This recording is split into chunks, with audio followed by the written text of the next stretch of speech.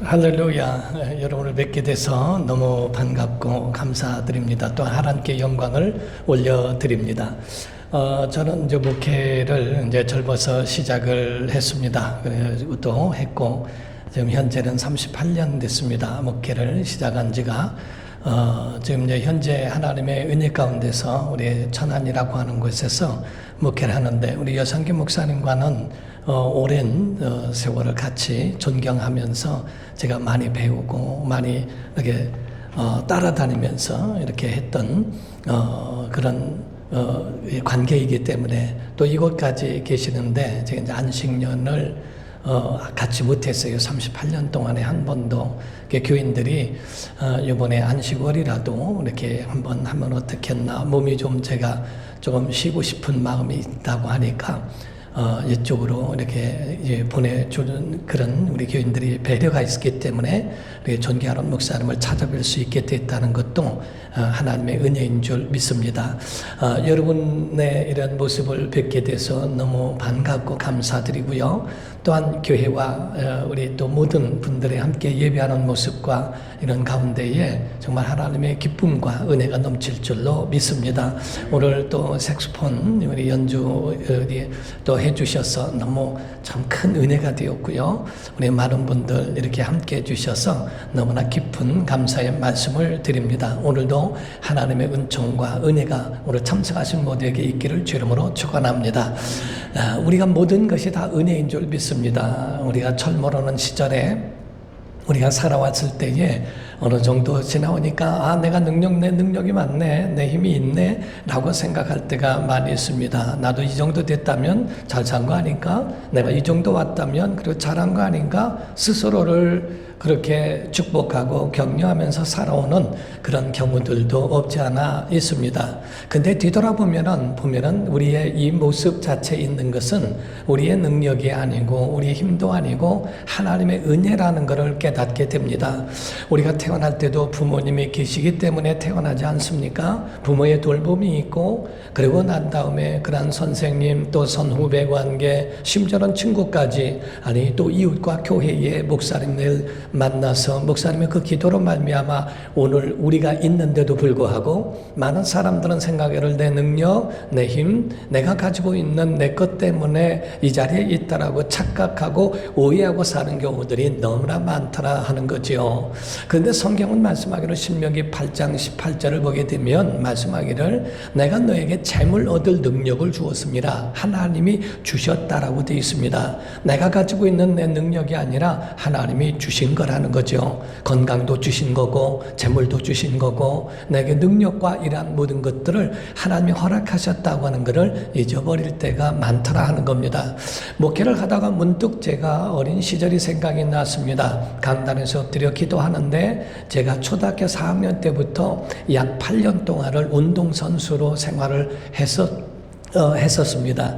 그때에 초등학교 4학년 때에 사실 저는 이 몸이 그렇게 건강한 편이 아니기 때문에 운동선수라고 하는 것은 별로 생각을 못했는데, 담임 선생님이 저보고 재능이 있는데 너 와서 선수 생활하면 어떠냐라고 묻길래 저는 몸이 건강하지 못해서 그래서 선수 생활이 쉽지가 않습니다, 어렵습니다 라고 했더니 육성회비를 면제해 준다는 말에 조직에 몸을 담고 그때부터 운동선수의 생활을 하게 되었습니다. 우리 가정이 너무나 가난했기 때문에 우리 아버지 어머니에게 조금이라도 보탬이 되고 싶은 마음에, 어린 마음에 운동선수를 하게 됐습니다. 4학년이 지나고 초등학교 5학년이 되었을 때에 천안이라는 그 동네에서, 그 지역에서 1등을 하게 되었습니다.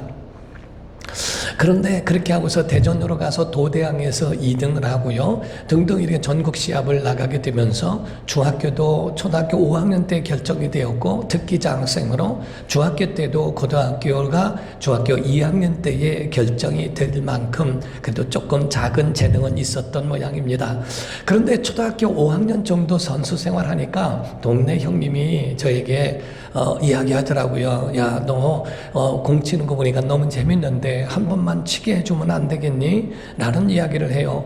선생님한테 야단 맞는다고 안 된다고 얘기했는데도 불구하고 저에게 얼마나 정말 저를 조르던지요. 그래서 밤에 야단맞을 각오하고 밤에 가서 공을 쳐주기 시작했습니다. 형님은 공을 처음 치는 거기 때문에 공이 어디로 가겠습니까? 이리로 갔다 저리로 갔다 막 아무 데로나 공을 가는데 형이 칠 수 있도록 쫓아가서 공을 쳐주면은 형 앞에 공을 떨어뜨리게 만들어주죠. 왜? 저는 선수였으니까요.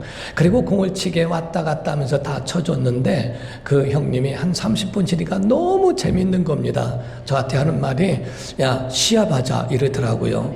그래서 제가 너무 이 어처구니도 없고 우습기도 하고 그래서 아니 형은 처음 치는 거고 나는 선수인데 그게 가능하겠냐고 했더니 선수도 별거 아니더라는 겁니다. 그래서 그러냐고 그러면 하자고 해놓고 공이 오길래 이쪽에서 공을 치길래 저쪽으로 쳤더니 뛰어가서 치길래 저쪽으로 쳤어요. 그랬더니 그만하자고 하더라고요. 2번 치니까 그만하자고 하더니 그게 자기 실력이 아니었다는 것을 알고 그만하자고 하더라고요. 문득 강단에서 엎드려 그 생각이 나는데요. 저는 그 형님이 공이 잘 칠 수 있도록 공을 그쪽으로 보내준 배려가 내가 해준 건데 그 형님은 자기가 잘하는 줄로 착각하더라는 겁니다. 오늘날 우리가 있었던 거는 하나님이 우리에게 물질도 주시고 건강도 주시고 가족도 주시고 환경도 주신 건데 오늘날 살아가는 사람들을 보게 되면 그런 모든 것이 자기의 능력인 줄로 오해하고 살아가는 경우들도 너무나 많더라 하는 겁니다.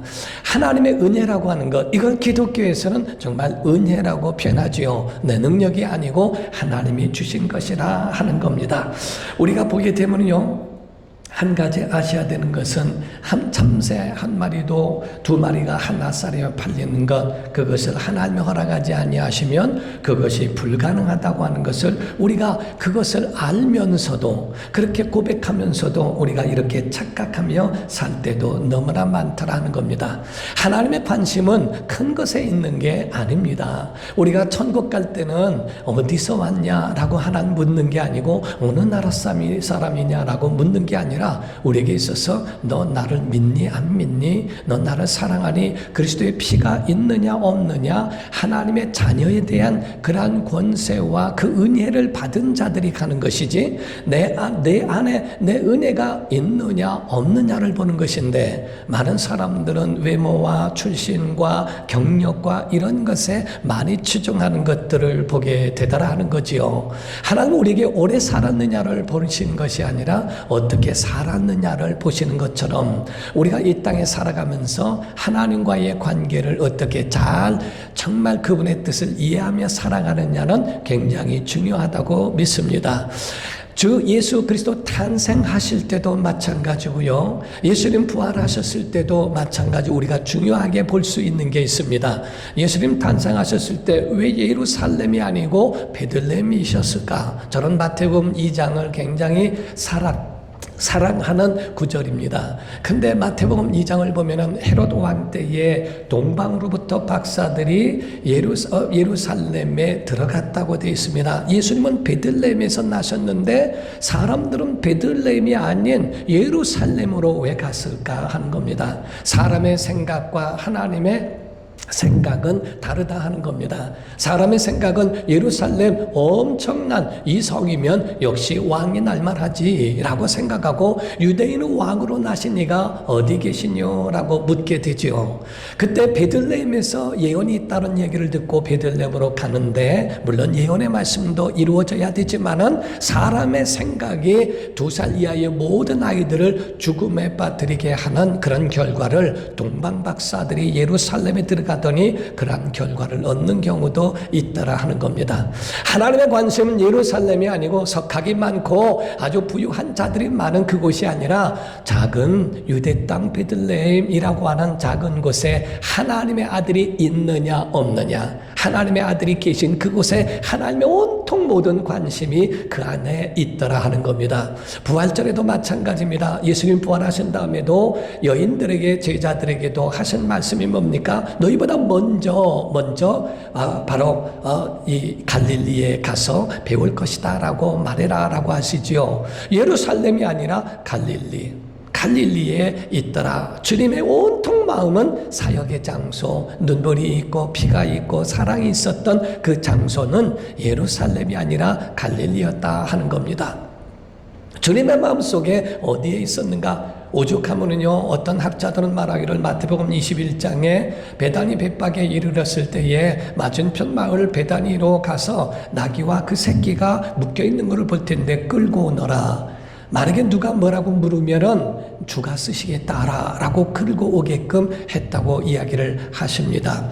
그때에 사람들 생각하기를 주님이 능력 있으시니까 사람의 마음을 감동시켜서 그래서 나귀와 그 새끼를 끌고 오도록 그 마음에 마치 가스라이팅 하듯이 그렇게 끌고 오셨을까? 그렇게 생각을 우연히 할 수 있지만은 어떤 학자는 말하기를 그렇게 과연 신성을 그곳에 쓰셨을까 하는 겁니다. 그게 아니고 베다니라고 하는 그 지역에는 예수님이 숟가락도 다 아실 만큼 나병 환자, 빈민촌 이런 사람들과의 관계 속에서 나귀와 그 새끼가 어디에 매여 있다는 것조차도 주님은 다 알고 계시더라는 겁니다.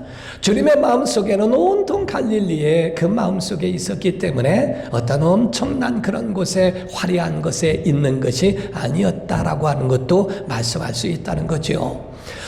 저는 성탄절과 부활절, 지난주에 부활절이었습니다. 그런데 저는 이 성탄절과 부활절에는 조금 에피소드가 하나 있습니다. 성탄절에는요, 옛날에는 성탄절에 새벽송이라는 게 있었습니다.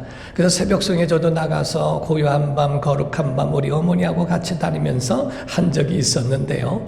한 번은 제가 대전에서 이 신앙생활을 했던 학창 시절이었습니다. 담임 목사님이 우리 가서 학칼이라고 하는 저 동네가 있는데 한 30분 정도를 차를 타고 가서 두 노인이 사는 그곳에서 새벽송을 하자 하셨는데 목사님은 히터가 나오는 앞에 타셨지만은 우리는 천막이 있는 그 트럭 뒤에 탔습니다. 5명, 6명이 타고 얼마나 떨었는지 몰라요.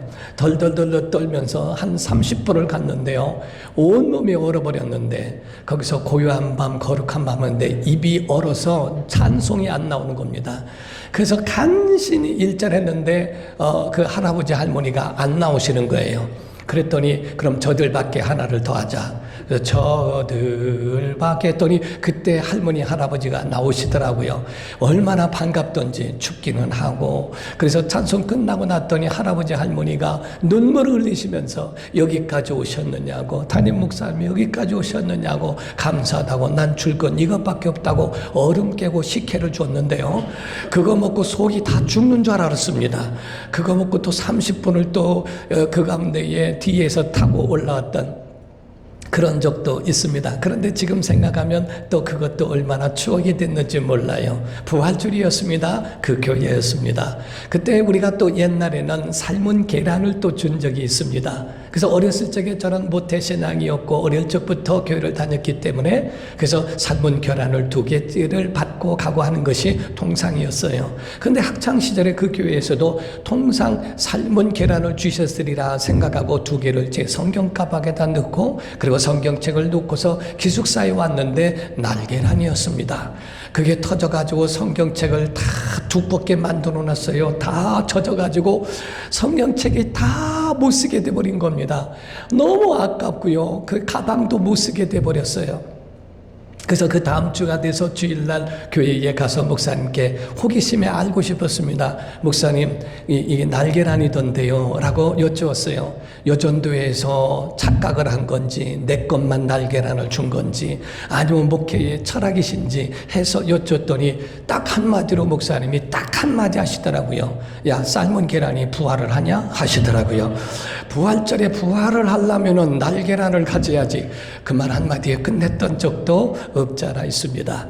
바로 주님이 부활하셔서 승천하실 때도 베다니 앞에서 누가복음 24장에는 승천하시리만큼 그의 피가 들어있고 사랑이 들어있고 은혜가 들어있었던 그곳, 그 작은 마을에 하나님의 관심이 있지 않을까? 큰 교회도 하나님의 큰 역사가 있지만 작은 교회도 우리의 소박한 작은 가정교회 안에서도 하나님의 역사하시는 그 모습을 보게 되더라 하는 겁니다.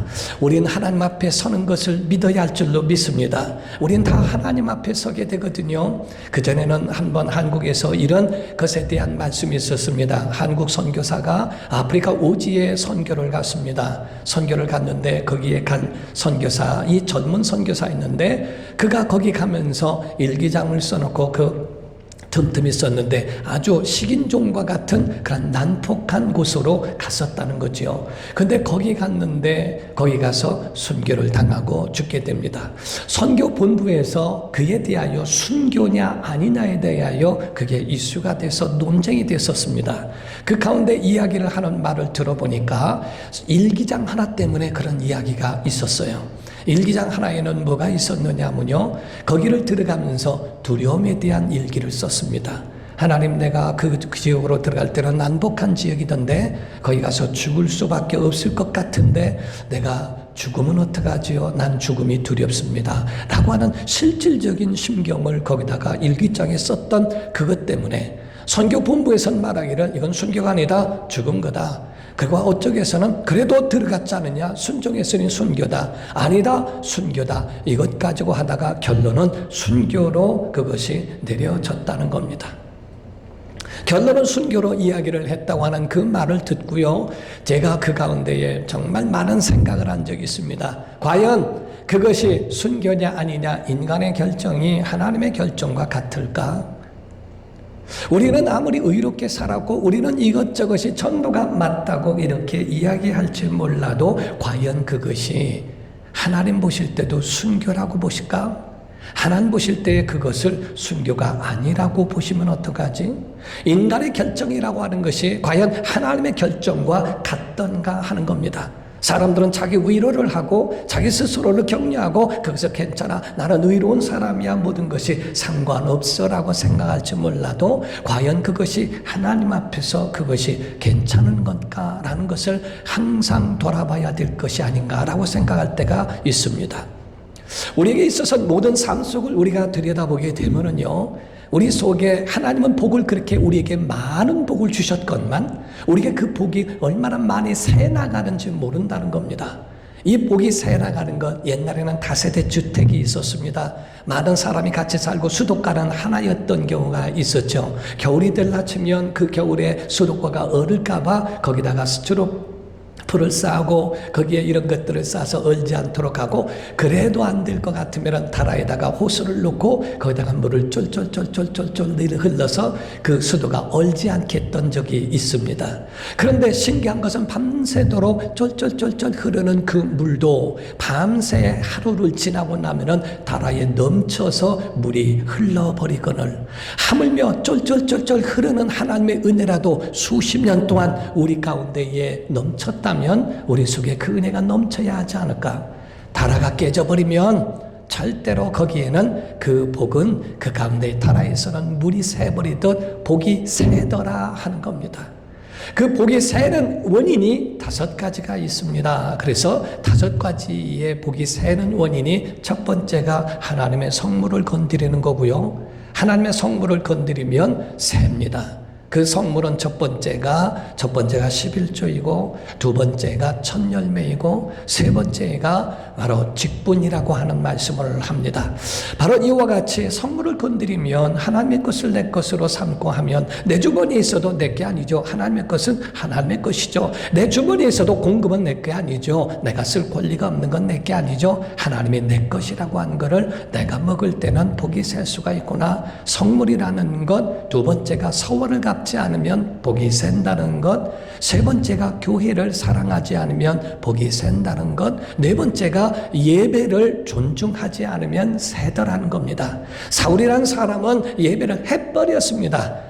이래를 늦게 사무엘이 오니까 이래 늦게 우리가 예배하지 않고 어떻게 전쟁에 나가겠느냐, 우리가 빨리 예배하자, 예배를 해버렸습니다. 오늘날 보면은 일부 예배 해버리고 내 할 일 하고 내 볼 일 보러 가는 예배를 해버리는 행위는 굉장히 복을 세게 하는 결과를 얻게 되더라는 거지요. 그러나 다윗이란 사람은 온역이 있을 때에 아라우나의 타작마당에 가서 제사를 지낼 때에 그때 아라우나가 얘기하기를, 제사로 왔습니까?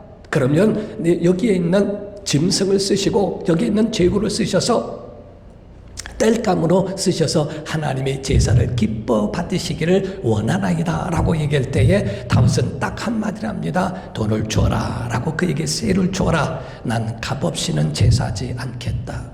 오늘날 하나님 앞에 예배를 값없는 제사를 정말 하려고 하는 그런 싸구려 예배가 얼마나 많이 있는지, 그런 싸구려 예배는 다 복이 세더라 하는 겁니다. 그러나 그 복에 값없는 예배는 제사는 하지 않겠다고 하더니 그 제사가 끝난 다음에 온역이 그쳤더라. 예배만 잘해도 하나님의 은혜 주시더라 하는 겁니다. 우리 속에 있는 이와 같은 하나님의 은혜가 세기 때문에 오늘날 많은 아쉬움도 있지 않은가? 마지막이 5번째가 말입니다.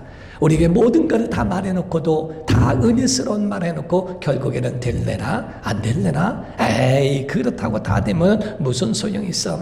옛날에 한국에 이런 유머가 있었습니다. 교회가 2층이고 3층이 나이트클럽이었다는 거예요. 그래서 2층에서 예배를 하려면 이 엘리베이터에서 나이트클럽 이 사람들하고 같이 타니까 너무 그게 싫어서 하나님 저 나이트클럽 불이 나던 뭐 하던 해달라고 그렇게 기도를 했대요. 어느 날 나이트클럽이 불이 났답니다. 그랬더니 나이트클럽 거기에 이 주인이 고소를 했어요. 목사님에게 교회가 기도해서 불이 났다고. 목사님을 불러다가 얘기했더니 목사님이 그 가운데 아니 세상에 기도한다고 불이 납니까? 이렇게 얘기를 했고 나이트클럽 그 주인은 아닙니다. 교회가 기도해서 우리가 불난 거라고. 아니 그 나중에는 그 결론은 판사가 결론 짓기를 기도한다고 불을 날 수가 없다고 해서 무죄로 판결이 나기는 했지만은 과연 하나님이 보실 때는 누구 믿음이 큰 거냐 하는 겁니다. 왜냐하면은 목사님은 기도한다고 다 되는 거 아니라고 그러고 나이트클럽 주인은 기도의 응답으로 자기들이 망했다라고 이야기하고 하는 것이 하나님이 어떤 것을 더 지지할까 하는 그런 우스갯소리도 있습니다. 사랑하는 우리 성도 여러분, 우리의 삶 속에서 있을 때에 과연 이 모든 것들을 한번 자기 자신을 돌아보며 살아가는 것도 하나님 앞에서 정말 그 복을 지키고 유지할 수 있는 그런 방법이 아닐까. 오늘 세 겹줄에 대하여 말씀을 드립니다. 우리가 세 겹줄의 첫 번째 줄이 생명줄입니다. 하나님과의 관계라는 거죠. 이 세 겹줄 가운데 이 세 겹줄이 든든하면 망하지 않고 복도 셀 일도 없고 넘어지지 않는다는 거죠. 첫 번째가 하나님과의 관계에 있는 생명줄이라는 겁니다. 예배는 생명입니다. 그래서 예배 가운데에 하나님 앞에 자기 자신을 내놓고 자기의 믿음을 보이고 자기의 믿음을 나타낼 수 있는 것은 바로 첫 번째 생명줄이라고 하는 하나님과의 관계 속에 연결되어 있는 예배라고 보는 거죠. 어떤 목사님이요 기도를 하고 예배를 하고 준비하고 주일을 준비했는데 그땐 사택이 강단 뒤에 있었다는 거죠. 근데 독자 아이가 위독한데 예배는 해야 되겠고 어떻게 해야 되나라고 생각을 했답니다. 그러고 난 다음에 그냥 예배를 소홀히 할 수가 없어서 예배 가운데 나왔는데 사모님은 뒤에서 아이를 붙들고 있고 목사님이 예배하는 도중에 설교하는데 문이 살짝 열리면서 목사님 애가 죽었습니다 그러더랍니다. 그 소리를 들었는데 설교하다가 그냥 딱 멈춰졌대요. 그런데도 설교는 더 다른 때보다 더 많이 했답니다. 더 오래 했답니다. 5분 10분을 더 오래 하면서 설교를 했답니다. 내 자식 때문에 하나님 앞에 예배를 소홀히 하는 마음이 들까봐 예배를 다 하고 축도를 하고 일일이 다 성도들을 쫓아다니면서 악수까지 다 끝내고 들어갔더니 아이가 버럭게 죽어 있더래요. 그 아이를 붙들고 그냥 딱 한마디만 했대요. 하나님, 나는 예배에 충실했습니다. 저는 했습니다. 나는 예배의 사람입니다. 막 울면서 기도하는데 아이가 울음을 터뜨리며 살아나더라는 거죠. 예배 가운데에 생명줄이고 우리가 간들 무슨 의미가 있습니까? 하나님이 가주셔야죠. 우리가 있는 것이 무슨 의미가 있습니까? 하나님이 계셔 주셔야죠. 사람의 많은 모임이 있는 것이 무슨 의미가 있습니까? 하나님이 계셔야지 않습니까? 예배가 바로 생명줄과 같다. 두 번째가 축복의 줄입니다. 축복의 줄이라고 하는 것은 목회자와의 관계를 이야기합니다. 성경은 구약이나 신약이나 모두가 다 축복하는 사람이 있도록 하셨습니다. 구약에는 제사장, 신약에는 목회자가 이렇게 축복을 하게 되었죠. 그래서 축복하는 사람 그들을 선대하라. 왜냐하면 아무나 축복해도 축복이 임할 수 있지만은 성경의 민수기 6장 22절부터 27절을 보면 27절에 아론과 그의 아들들에게 말하기를 너희는 이와 같이 축복을 하고 내가 복을 주리라, 이런 말씀을 합니다. 아론과 그의 아들들에게 하나님과의 계약이 있더라는 거죠. 구약에 있었던 제사장과의 계약이 있고 신약에는 목회자들에게 두 손을 높이 들고 축복할 수 있는 그러한 권한을 주신 것처럼 하나님과의 계약되어져 있는 연결이 있느냐 하는 겁니다. 그래서 천사들을 대접한 사람도 있지 않느냐. 히브리서 13장 1절 2절에 형제 사랑하기를 계속하고 손님 대접하기를 힘쓰라. 부지 중에 천사를 대접한 자들이 있느니라 라는 말씀을 합니다. 어떤 목사님이요 시골에 갔답니다. 시골에 갔는데 교회를 이렇게 이 지역을 일을 보고 부목사님 한 3분하고 4분하고 같이 이렇게 해서 갔다가 보신탕을 먹으러 들어갔답니다. 오래전 얘기죠. 보신탕을 먹으러 가서 이렇게 식사를 하면서 대화를 나누는데 주인이 소리를 들으면서 목사님들이세요? 그렇다니까 잠깐만요. 그랬더니 자기 딸을 데리고 나왔는데요. 온몸이 딸이요 완전히 소말리아 아이처럼 거식증에 음식을 못 먹고 빼짝 말라있는 딸을 데리고 오더니 어떤 이 병원에 가도 이 아이를 고치질 못해서 먹지를 못해서 이렇게 해골만 남아있는데 얼마나 많은 돈을 버렸는지 모른다는 거예요. 목사님 한 번만 기도 한 번만 해달라고. 그래서 담임 목사님이 그 아이를 놓고 축복하고 기도를 했답니다.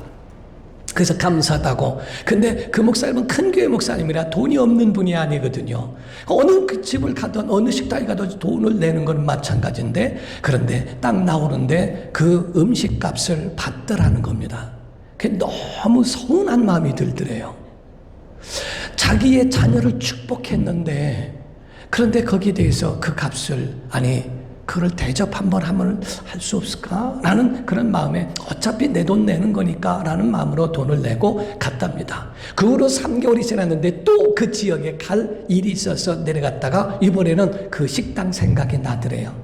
그래서 그 식당을 다시 한번 아이도 궁금해서 가서 식사를 하기 위해서 했더니 목사님 오셨냐고 잠깐 기다리라고 했더니 자기 딸을 데렸는데 살이 퍼덩퍼덩 쪘더래요.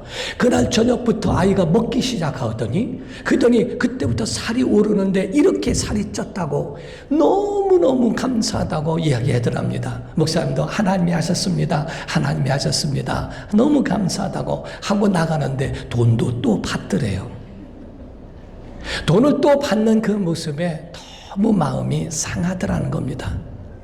손님 대접하기를 힘쓰라. 부지 중에 천사도 대접하는데 주의 이름으로 행한 일에 대해서도 같이 그 은혜를 입었으면 주의 종에게 엘리야같이 엘리사같이 그 가운데 대접했다면 정말 더 큰 은혜가 있었을 텐데 라는 그런 아쉬움도 있더라는 겁니다. 축복의 사람. 마지막 3번째입니다. 3번째는 사랑의 줄이라고 하는 겁니다. 그래서 믿음으로 살아갈 때는 섬김, 남을 섬기는 것은 곧 우리를 섬기는 것과 같다. 그래서 남을 섬기는 것은 도리어 하나님이 우리에게 되돌아오게 하시고 우리에게 다시 돌아오게 하는 하나님의 은혜의 역사가 있게 하더라 하는 겁니다. 우리에게 이와 같이 복 주신 것, 은혜 주신 것은요, 섬기라고 보내주신 것 아니겠습니까? 우리의 건강 주신 것 섬기라고 하신 거 아니겠습니까? 물질 주신 것도 섬기라고 하신 거 아니겠습니까? 요셉이란 사람은 분명히 알았던 것이 있습니다. 다른 것이 아니라 요셉은 생각하기를 바로 하나님이 나를 당신들이 팔아서 저주받아 여기온 게 아니라 하나님이 나를 보내신 겁니다. 왜냐하면 많은 사람을 구원하게 하시려고 이렇게 고백합니다. 그리고 또 그 형제들에게 또 이야기하지 않습니까? 여러분 염려하지 마세요. 아버지 돌아가셨다고 염려하지 마세요. 하나님이 나를 여기서 생명을 구원하게 하시려고 보내신 겁니다. 우리가 지금의 우리가 있는 것 하나님의 많은 사람의 생명을 구원하게 하고 그들의 영혼을 생명으로 인도하게 하는 하나님의 뜻이 있는 줄 믿습니다. 우리 또 시카고 할인 우리 연합장로교회의 하나님의 은혜 가운데 정말 하나님이 세우신 큰 은혜의 역사가 이곳에 있기를 주 이름으로 축원합니다. 삼겹줄과 같이 생명줄이 있고 축복의 줄이 있고 사랑의 줄이 있어서 끊어지지 아니하고 부으시는 하나님의 복이 여러분과 가정에 넘쳐 흘러가는 은혜의 역사가 오늘 이 예배 가운데 또 교회 가운데 있기를 예수 이름으로 축원합니다. 기도하겠습니다. 하나님 아버지, 오늘 이와 같이